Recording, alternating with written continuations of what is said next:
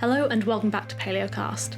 My name is Emily Keeble and you're listening to episode 172 on Rhynchocephalians with Dr. Victor Beccari, who completed his PhD with a focus on these animals last year. This episode was requested by one of our Patreon backers and is a subject I'm interested in and excited to talk about, as quite some time ago now, I described a species of Rhynchocephalian and generally find them fascinating. We'll be talking about this once diverse group of animals, current research on them, and their decline, which has left us with only one living species, the tuatara of Aotearoa, New Zealand. Images of what we're talking about will be available on our website alongside this episode if you want to check those out.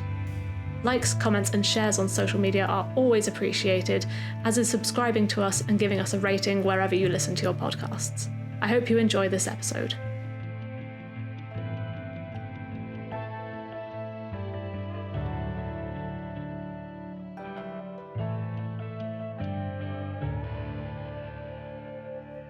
So hi Victor, can you please tell us about your career path and where you are now, and a bit about yourself and how you got into paleontology? Hi, thank you very much for having me here. Of course, I am one of those kids that grew up with dinosaur magazines and Jurassic Park and all that, so I always was passionate about fossils and especially dinosaurs back in the day. But being from Brazil, we don't usually, at least not back in the day, we didn't hear a lot about Brazilian paleontology. It was more about from stuff from the US, Canada, and Europe. So for a while, I even gave up on the dream of being a paleontologist to pursue other stuff. That is up until I started doing physics at the University of São Paulo in Brazil. And my friends took me to a geology museum in the university there, which has this mounted Allosaurus skeleton. Awesome. And that day I was like, okay, yeah, no, this is actually what I want to do. So I reached out to a professor there, Luis Eduardo Anelli, and my time was kind of perfect. So I changed from physics to biology. And at that time, there was a police raid that got like hundreds of thousands of fossils from the northeastern part of Brazil. One of these fossils was a complete pterosaur, so I got to the privilege to start working on that during my undergrad. And then after that, it was really fun. I really started doing CT scanning of the specimen because I was about to leave Brazil, so I needed to be able to continue working on it. And that's how I kind of fell in love with doing CT scan of stuff. And I started working with different groups. I went to Portugal to do my master's on a dinosaur from Greenland. And during this time, I met Oliver Hallwood, who became my PhD supervisor. So he said, okay, when you finish your master's, give me a call. I did. So he said, okay, yeah, I don't have any dinosaur project right away, but I do have this Rhynchocephalian grant. And at that time, I barely knew what Rhynchocephalians were. I kind of knew the tuatara exist, but that was basically it. And I said, okay, yeah, sure, why not? So I moved to Germany to start my PhD. That was 4.5 years ago. And now I just finished my PhD on Rhynchocephalians. So that's kind of where I am. Awesome. That's a great career path. A lot of traveling as well. Yeah. Have you done much more traveling for paleontology outside of just moving to different countries? Yeah, I think the great part about paleontology is that we do end up traveling a lot, either for conferences, for field work, or for museum collections visits. So I did all of those. Being to Argentina and the US and other places in Europe to dig dinosaurs, pterosaurs, and other stuff. I also been to museums, basically in a lot of places here in Europe and conferences and whatnot. So it's always good to have the possibility to travel a little bit around. Yeah, I love that about paleontology too. It's really cool. So what actually intrigues you about your research? What does your research focus on? Clearly it's Rhynchocephalians, but what sort of in that does your research focus on? So my research did change a lot during the time as I had started with pterosaurs, which I still work a little bit on the side because I still love them. But For rhynchocephalians specifically, I am working on Jurassic rhynchocephalians from the Zonhofen archipelago, which is this famous locality here in Germany, where you have Archaeopteryx and all these exceptionally preserved fossils. And for some reason, during the late Jurassic, rhynchocephalians were quite diverse here, like almost as this is today, I think, the most or the second most diverse place to find rhynchocephalians. We have 13 species so far, and most of them are known by complete skeletons, sometimes with like skin and other soft tissue preserved. It's fantastic. And what I am trying to focus is a little bit on taxonomy and evolution, but also to look at the postcranium of these animals, because rhynchocephalians, they have very specific, like this very unique jaw and dentition. And because of that, most of the research is focused on that, or has been done in the past. And the rest of the body got neglected. I mean, this is something that happens for, I think, every group that of happens animals. a lot in like dinosaurs as well, doesn't it? Yeah. I think there's no escaping, because like skulls are very diagnostic and all that. So my research was trying to look at the postcranium and see if it's actually helpful for us going forward. So for taxonomy, phylogenies, so trying to find new morphological characters, and also ecomorphology, which ended up being like one of the parts that I like the most about my PhD. So that was my focus, looking at everything that is not skull. Of course, I was still looking at the skull because it's still very important, but trying to shed a little bit of light on this part of the skeleton that most people just don't care at all. Yeah, that's really cool. It's great to look at things that just get neglected by the way. But I think before we go any further, we should probably establish what is a rhynchocephalian, because it's a group that not many people are familiar with. Yeah, and I do not blame them, because it's very hard. If you're not a biologist, or if you're not inserted in paleontology, you might never have heard this. Because today we have one species alive of rhynchocephalians, which is the tuatara. It lives in New Zealand. It looks like a lizard. It's kind of like this sluggish terrestrial animal. There is a lot of people that say it is like the ancestor of lizards and whatnot. It's not. It's at the same time, but also has some unique features. It's one of the reptiles that that is alive and functioning with the lowest body temperature. So it's a quite interesting animal. But back in the day, they were quite diverse. So you have this group of rhynchocephalians that at some point people were putting a lot of different reptiles into it. So even rhynchosaurs were part of the group, until people realized that rhynchosaurs was actually something else. And they were widespread. So before lizards took over, and nowadays we have, like, when I say lizards, say also snakes and other animals in the group. Now we have 11,000 species of these animals. But back in the day, rhynchocephalians were kind of like the ones that were dominating, even when you already had squamates around, such as here in Zonhofen, but also in the Morrison Formation. Rhynchocephalians were still outnumbering lizards, or at least we find much more remains of rhynchocephalians than we find of lizards. But something happened during this time. So by the end of the Jurassic, rhynchocephalian diversity plummeted and squamate diversity starts going crazy. And by the end of the Cretaceous, basically rhynchocephalians were almost extinct. So only a few putative fossils were found from that time. And then you have the tuatara, that is kind of this surviving lineage of the group. Awesome. Do we have any idea what caused that decline at all? There are a lot of ideas. It's very hard to test them most of the time. But in some places, for instance, in China, where you have squamates becoming more commonplace, rhynchocephalians disappear. So there are some ideas that you have competition between rhynchocephalians and squamates kind of took over. But then you have places like the Zonhoven and the Morrison where you have squamates, but rhynchocephalians are still the main components of the fauna. So like we don't know what happens. The Zonhoven archipelago, we could be just bad luck because this environment was kind of like this as an archipelago. So it could be that these animals are so evolved to this environment specific that any kind of like environmental changes or the inclusion of other animals into their environment led to the decline of this clades.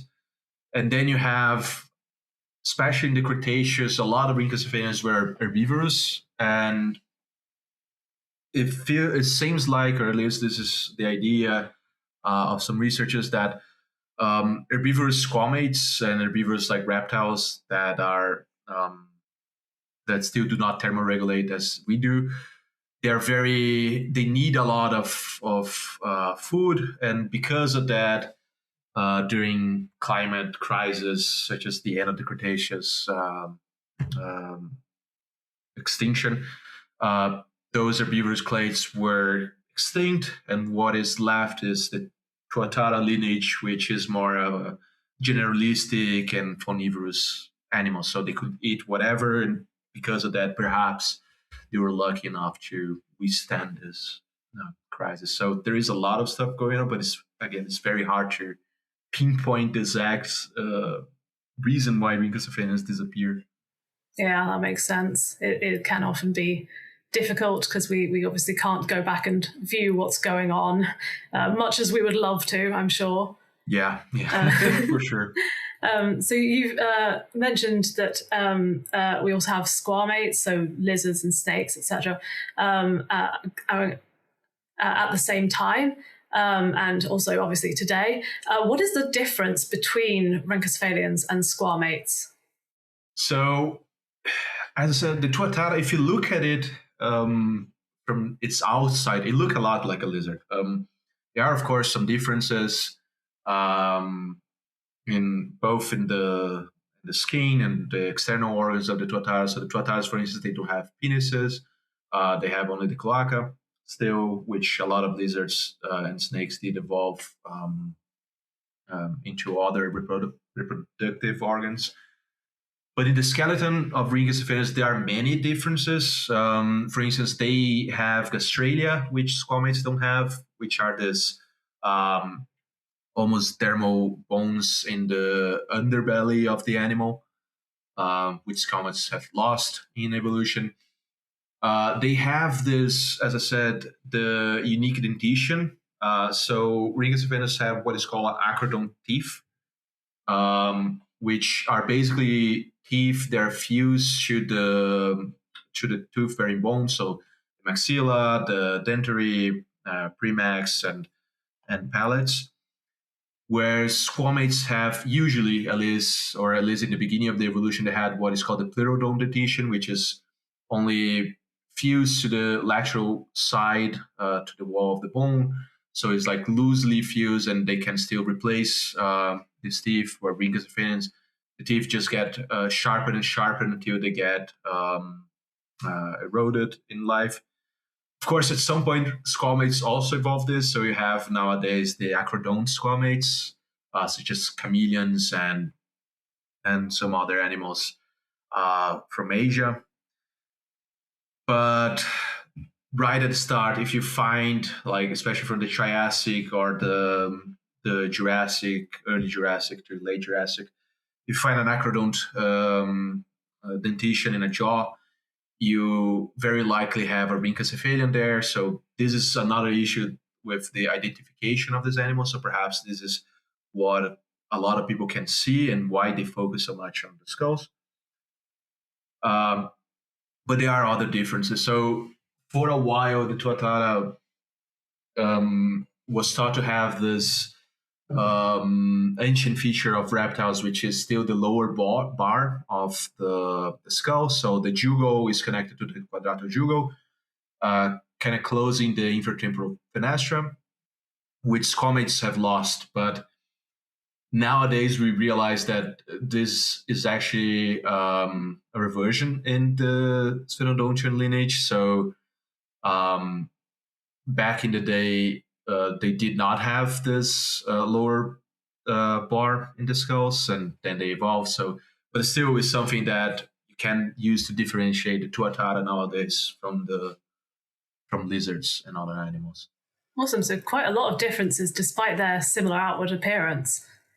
Yeah, it's always like that. The more we look at them, like we are specialists, so of course for us it's like, yeah, there's a lot of stuff going on, but in the end, it still looks like, yeah, they're very similar in the external morphology. Yeah, it does look like a lizard.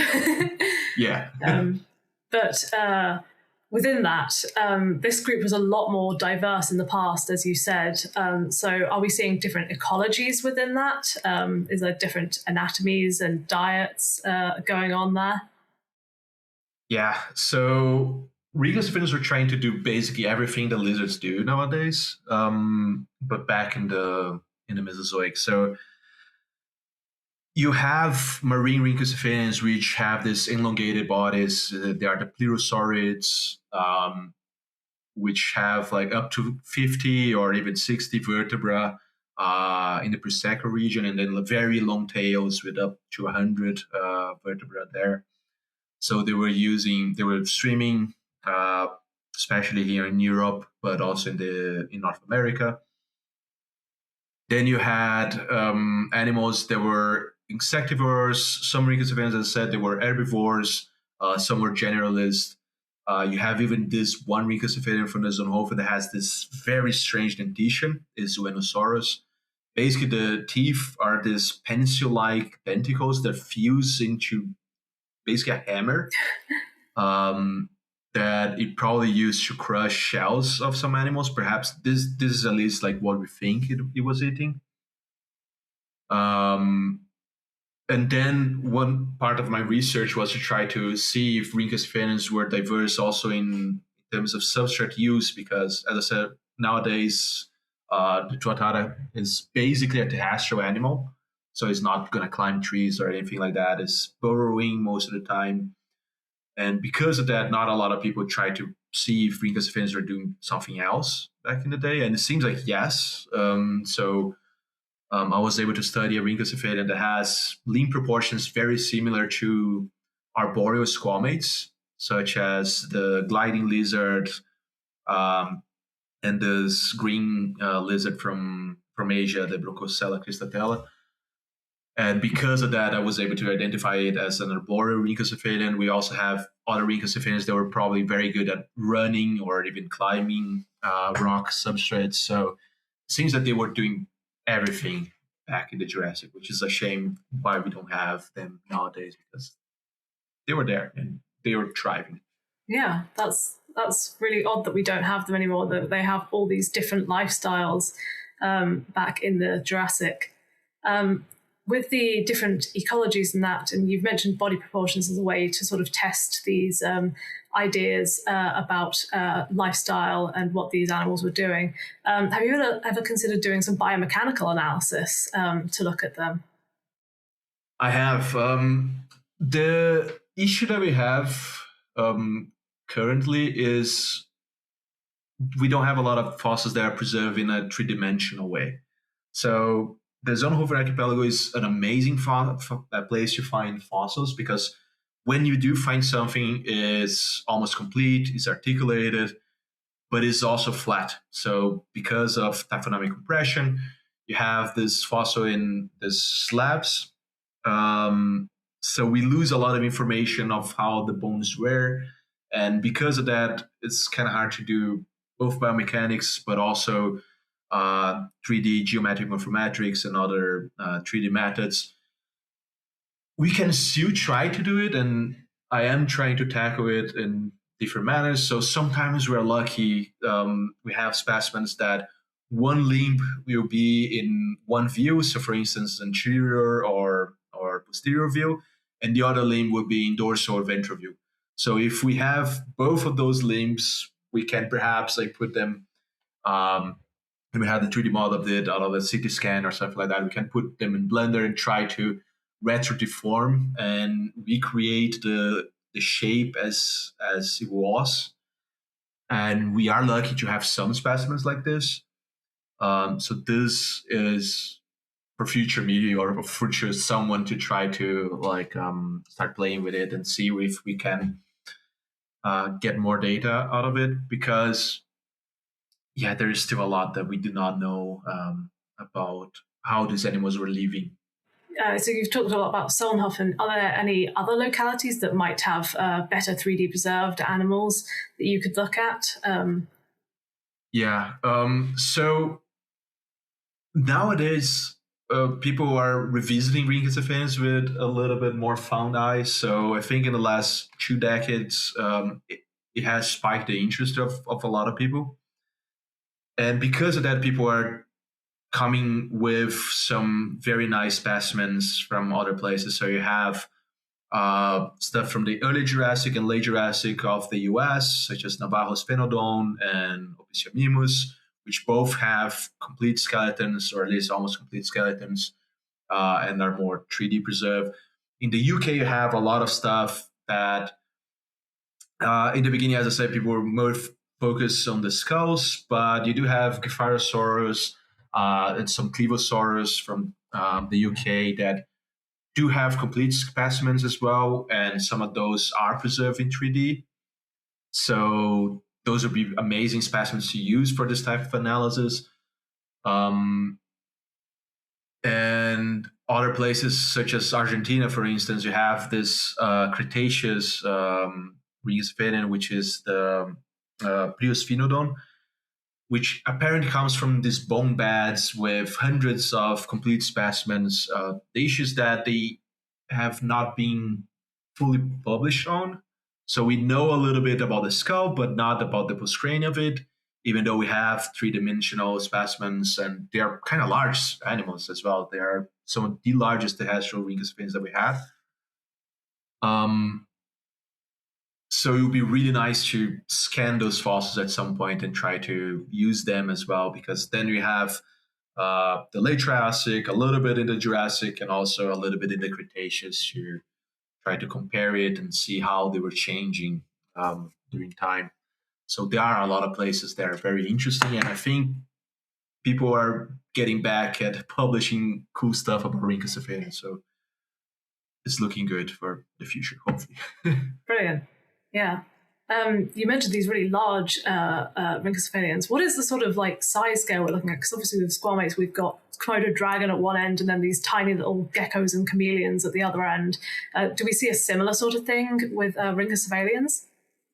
Yes, I think not as extreme. So we don't have this huge range in Rhynchocephalians. Although Gyrosaurs, so the marine Rhynchocephalians that I said, there are some that went up to 1.5 meters, and perhaps even 2 meters in length. They will not be very menacing because they're still very slender.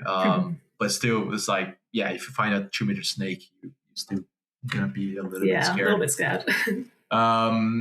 From Priusphinodon and Sphenotitan, the idea is that they were about 1 meter in length. I might be wrong. Maybe I'm overshooting here a little bit, but they have big animals. So that's for sure on the largest scale. And then you have I won't say tiny Rhynchocephalians. At least we haven't seen any tiny Rhynchocephalians as the geckos and the chameleons that you mentioned. But we do have Rhynchocephalians that the body length would be up to 20 centimeters when they were adults. So still quite small compared to these other ones. Nowadays, the tuatara can be about 40 to 60 centimeters long. Some specimens can be even larger, but this is kind of the range that you expect for them. So I would say, from 2 meters on the very, very, very high end, and then 15 to 20 centimeters on the lower end, at least that we know so far. Yeah, wow, that is a very big range. Yeah. Sort of going back to methods you use, what sort of methods do you use to look at this group? So I love using CT scans. So whenever I can, I will put something into a tomographer just to get the 3D models and and do the segmentation, try to look at them in different views and different lights. So I work a lot with 3D models, and because of that, I love doing morphometrics. Also, I did work a little bit with 3D geometric morphometrics, but on the extant tuatara. So because we still have these animals living and around, we are able to get like a lot of skeletons from different collections, and I was able to CT scan. Actually, someone else did CT scan, but I was able to segment over 30 specimens and start working on 3D geometric morphometrics. There's still a lot to do because I was only at that point working on the exoskeleton of it. So the appendicular skeleton and even the skull, it has not been looked in this type of methodology in a lot of detail. And there's a lot that we can see about like intraspecific variability, so and also ontogeny, so changes during the development of the animals during life, and also see if there are differences between males and females, which there are some, at least in the exoskeleton. There's a paper that has been accepted, but still to be published that I work on. And also I do a lot of phylogeny. Rhynchocephalians, for some reason, became kind of this group to do Bayesian analysis with, because Thiago Simões kind of started doing this back in 2020. So I am trying to learn a little bit of Bayesian. I will be honest here, I do not know a lot, so I prefer still maximum. It's complicated. Yeah. But still, because of that, phylogenies and rhynchocephalians have been developing in quite a nice pace. You still have a lot of disagreement with the relationships of these animals, especially because some of the phylogenies focus on the skull. Some of them are a little bit more broad in the range of characters, even though the postcranial is still like very neglected. So I was also able to increase a little bit of the characters for the exoskeleton, but there's still like much more to do. Especially now that we are getting this, again, 3D preserved specimens from other places around the world. It would be really nice to try to use this to improve phylogenies a little bit, because, as I said, like, they do not agree on the evolutionary trajectory of rhynchocephalians at this point. There's a lot that we still do not know, and this can also help us understand why they disappear. So if we can understand the evolutionary history of the group, we can perhaps understand biogeography and try to compare with evolution of squamates, for instance, and see if there is a correlation there that we are missing at this point because we do not understand rhynchocephalians too well. Yeah, that sounds awesome. Are there any more methods that you would like to be able to utilize in the future to look at this group? Yes, for sure. I would love to do some analysis to try to see bite forces in these animals, and try to understand a little bit more about the ecology of the group. So try to use 3D geometric morphometrics also for ecology to see, because even in squamates, there is not a lot of work that has been done. Most of the morphometry has been done with like linear measurements, but not a lot with the shape of the bones. So I would love to like work on this. I'm still learning 3D geometric morphometrics. There's a lot of stuff going on right now with like semi-landmarks, or even using the whole 3D model to do like an analysis like that. So hopefully I can learn a little bit more on this in the future, and work more on, like, again, using 3D stuff because it's what I really like, but doing stuff that I was not able to do during my PhD. I want to talk a little bit about the tuatara as well. This is the only one that we've got left. So obviously, I guess you're having to do a lot of comparison with this animal. Yes. as I said, it is a quite unique animal.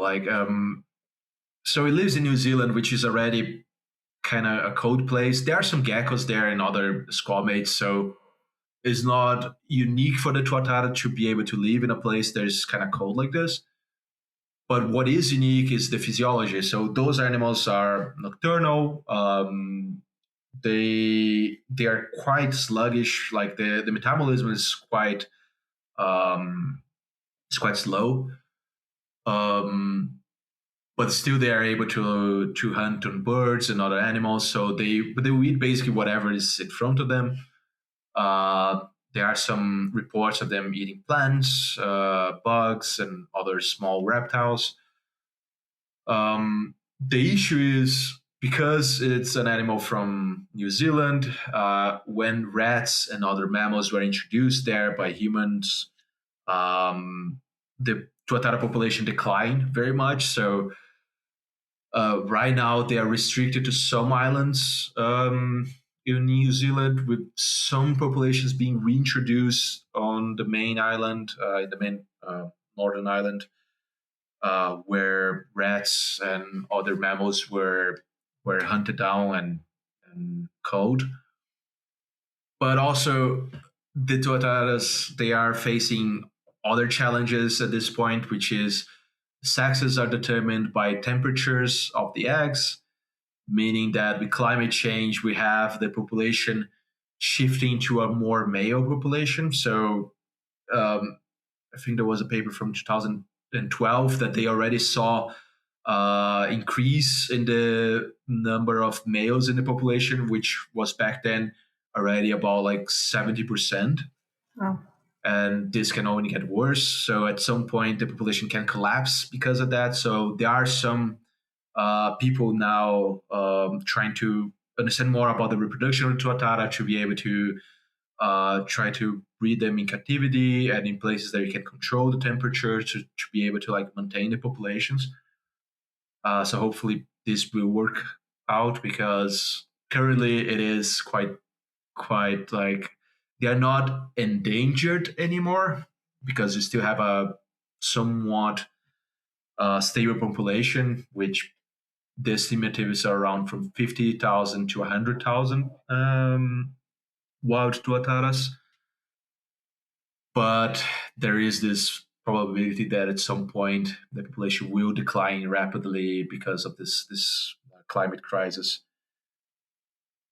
And also, there is only one species that is recognized right now, but at some point there were two species, Sphenodon punctatus, which is the one that we have still valid, and Sphenodon guntieri, or Gunteri. I never know how to pronounce it, but it's at some point people say, okay, yeah, perhaps it's only one species because there's not a lot of variability there, even though there are some some DNA analysis that shows that some of the populations are quite unique and quite distinct from the rest of the tuatara population, meaning that perhaps we do have a second species, or we are in the midst of getting into a second species of tuatara there. But at this point, only one is valid, so we accept only Sphenodon punctatus as the valid species.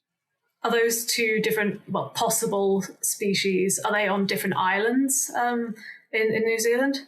Yes. So no, I do not remember exactly which islands they were, but yes. So one of the populations that is quite different is in one island, and all the other islands kind of have a very similar genetic identity. So it seems that just this one island, people are trying to push for a better first understanding, but also conservation of this population in case we are dealing with like a new species. At this point, most authors do not think it is a new species, even though it has quite unique genetic coding. But we'll see in the future with more analysis what happened there. Yeah, that sounds really interesting, that we could have these two different species, or even in the midst of speciation that we're actually seeing. That's really awesome. Tuatara, though, they are often referred to as what we call living fossils. I was just wondering, what is a living fossil? Do you even agree with the whole concept of living fossils? I know a lot of people don't. Yeah, I am more on the don't part as well. So the idea is that morphologically, the tuatara did not change, or at least the lineage of the tuatara did not change much from the Mesozoic up to now. So you have this, the family or like minor clade of the tuatara, which is Pherodontinae, which has some animals already in the early Jurassic, such as Navajo's Phenodon. And because of that, people were looking at the jaws and say, you see, the jaws are basically the same, even though I do not completely agree, because they did not do like a systematic evaluation of this. It was more on the morphology.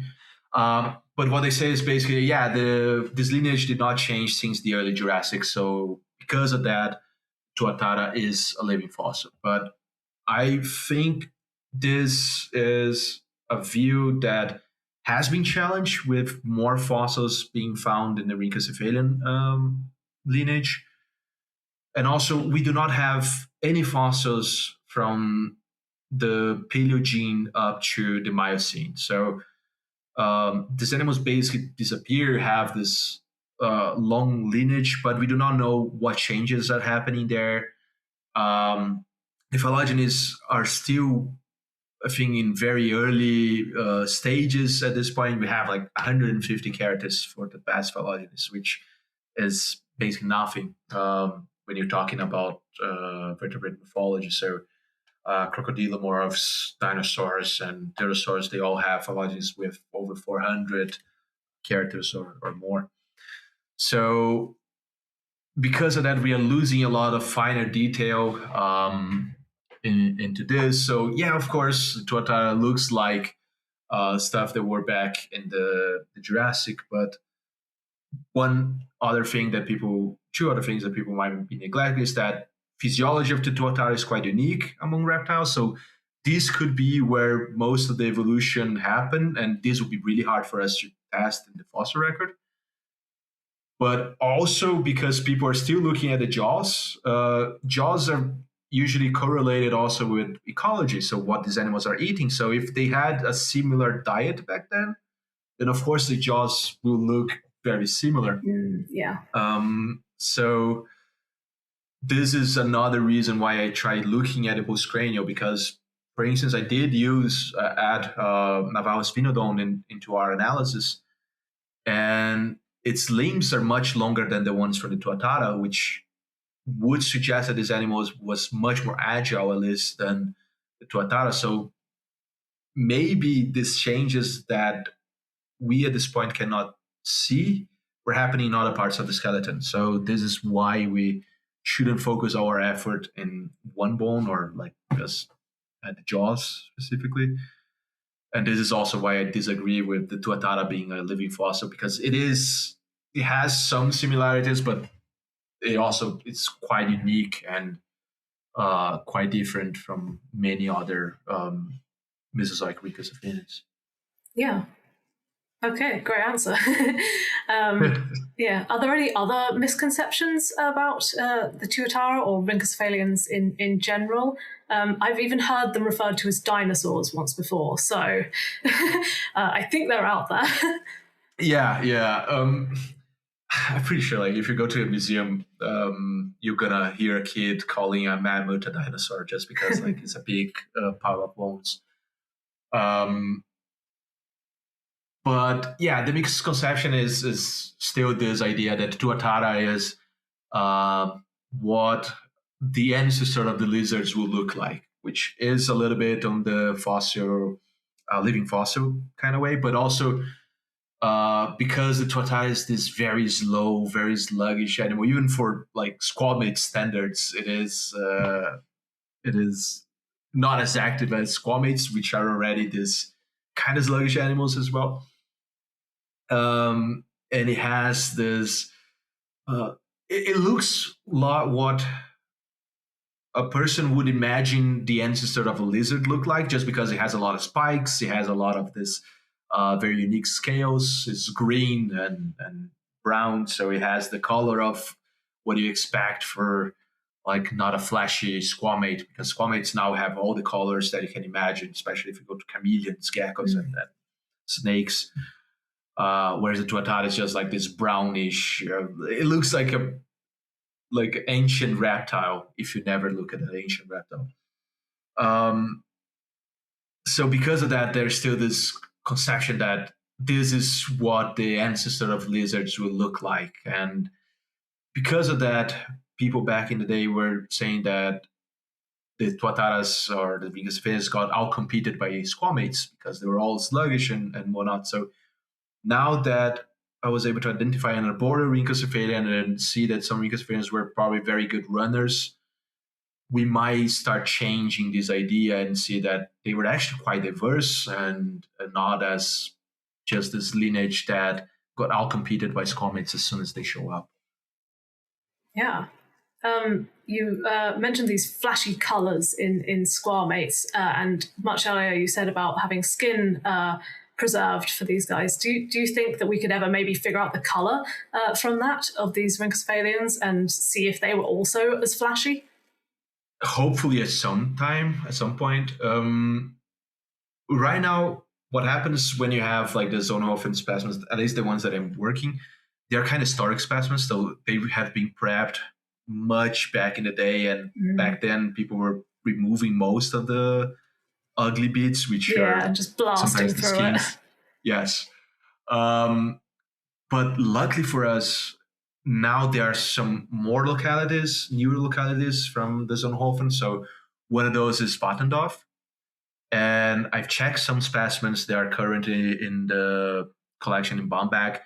And the specimens, like, it looks like they died yesterday, because if you shine a UV light on them, you can see the scales as you would see the living animal. So it's crazy. You can see all the finer details and even some like changes in the color, not coloration, but like you see these bands that could be related to the colors of these animals.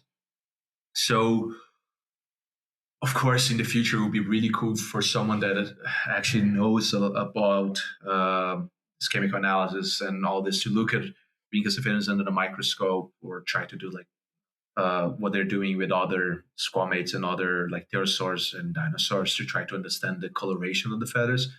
If they start looking at rhynchocephalians in this light, I'm pretty sure at some point we will be able to tell way more about the colors of these animals.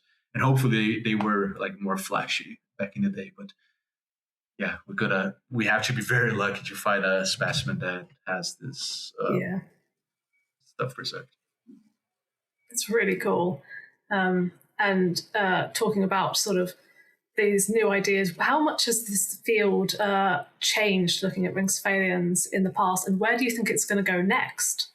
So it has changed rapidly in the last 10 years. As I said, it was kind of a good timing that when I started to work with this, because you have people in the UK working much more with rhynchocephalians right now. So you have Sophie Chamitral, the kind of is one of the first people to improve the phylogenies of these animals, to add like more taxa that people never care about. She's able to put those in the phylogenies and try to understand a little bit more about the anatomy of these animals. She's working a lot with CT scanning as well. So then you have Thiago Simões doing the Bayesian and bringing attention to rhynchocephalian evolution because of that. And then you have, now I'm trying to insert myself into this, but try to look a little bit more about the ecology of these animals and how they lived. So I think at this point we have kind of set the grounds to build on and try to understand more about all the stuff that we do not understand. So we still have a lot of taxonomic issues, because basically back in the day, everything was clivosaurs. So you find a new jaw is like a clivosaur, and you call it a day. So people should try to start like looking at different bones and try to understand more about the anatomy of these animals to solve these taxonomic issues. And I think we now, with 3D models being more prominent and more available to everyone to work on, we will start seeing more analysis on the ecology and biomechanics of these animals. So hopefully in the next decade or so, we can improve this. Also in the phylogeny, with everyone that I speak, they're saying like the phylogeny of Rhynchocephalians are right now what dinosaur phylogeny was like 15 years ago. So we are getting there. We are starting to build more characters. We're starting to look at more details, even in bones that we know a lot, so jaws.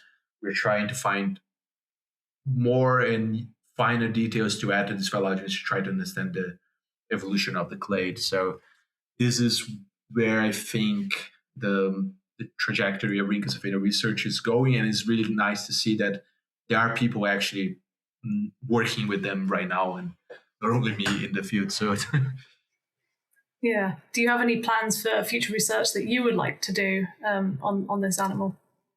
Yeah, for sure. So I am applying now for postdocs. I finished my PhD at the end of last year. Currently, I'm waiting for the results of that. But if I do get the grants, I would love to continue like working on the phylogeny, especially. So I saw that we have a lot of data that is missing from the character lists of the phylogeny. So I will try to improve a little bit of this, try to work more with other people that are working in this, such as Sophie and Tiago, to try to like put together a good phylogeny to understand the evolution of these animals, and try to start looking also at the biogeography of them to at least be able to say, okay, yeah, we do have this correlation where lizards show up and lizards start evolving, the Rhynchocephalian diversity start plummeting, or not. So at least we have more arguments on both scenarios of competition, but also coevolution of this clade. So this is where I want to focus my efforts in the future, because I think there's still so much we do not know, and it's still very interesting. Yeah. Are there any big questions in general that you would like to see the field answer within the next 5 or so years? Right. I do not know if it's ever going to be possible to answer this kind of stuff, but I'd love to know like when Rhynchocephalians start changing to be able to like go into the tuatara lineage into like colder environment. So when the physiology of the clade start changing, this we might be able to tell if we find animals that were in colder localities, especially from the late Cretaceous up to nowadays, to see when this unique physiology of the tuatara evolved, and try to understand more about just to see like what happened, why did Rhynchocephalians disappear, because but again, it's very hard to answer this question because we always have these fragments of stuff going around, and a lot of places that could be able to answer these questions, people who have not explored very well. So we still have a lack of specimens from the Middle Jurassic and like early Cretaceous as well. So hopefully, if people go back to museums, they will start to find more specimens to add to this, and we can start filling the gaps of our knowledge into why Rhynchocephalians appear, why the tuatara is how it is, and when this all evolved. But it's very hard to. I don't know if you're ever going to be able to answer. That's awesome. Thank you so much. I just have one last question. Do you have a favorite Rhynchocephalian at all? I kind of do. I love, for some reason, Calimodon is like one of the Rhynchocephalians from Zonhofen. It is kind of the Rhynchocephalia I start working with, and it looks a lot like a lizard. So like it is one of the most unremarkable Rhynchocephalians that we have. But I don't know, it caught my eye, and because we have so many specimens, you can start to reconstruct the skeleton in 3D. At least in my mind is what I'm trying to do. And it is an animal that has been kind of neglected for a lot of time, because back in the day it was kind of this basket animal. Basically, everything from the Zonhofen that had like short limbs was Calimodon, and what I have at like long limbs was Winosaurus. And now, because I spent so much time looking at them, I see that there is actually a lot of variation in this animal. So perhaps we are dealing with like many species. So it is quite found to me, and I do want to at some point publish a paper finally on Calimodon. That's awesome. Thank you so much for your time. This has been brilliant. We've learned a lot about Rhynchocephalians, I think. So yeah, thank you very much. Thank you very much for having me here and listening to me yap about these reptiles. Paleocast was brought to you by Dave Marshall with Liz Martin Silverstone, Tom Fletcher, Nick Lupsher, Emily Keeble, and Sophie Pollard. Music was composed by Patrick Kendall Smith. Paleocast was made possible by funding from the Paleontological Society and the Paleontological Association, but the show now relies on funding from you, our listeners. So, if you've liked this episode, please consider supporting us on Patreon, where you'll gain access to additional multimedia content, and thanks to everyone who's helped out so far. Please visit paleocast.com for the supplementary material to this episode and for our archive of past programs. And follow us across social media platforms to get all the latest news. Finally, if you enjoy our podcast, please explore all of our video content on YouTube and follow our other projects, the Virtual Natural History Museum and the Paleocast Gaming Network.